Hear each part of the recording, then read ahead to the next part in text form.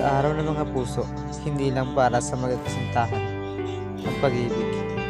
Para rin ito sa mga gurong walang samang nagbibigay ng kaalaman, paggabay at pagmamahalos sa kanilang mga estudyante. Salamat, guro, sa inyong walang hanggan tiyaga at malasakit. Kayo ang tunay na bayani ng aming mga pangarap. Magaligayang araw ng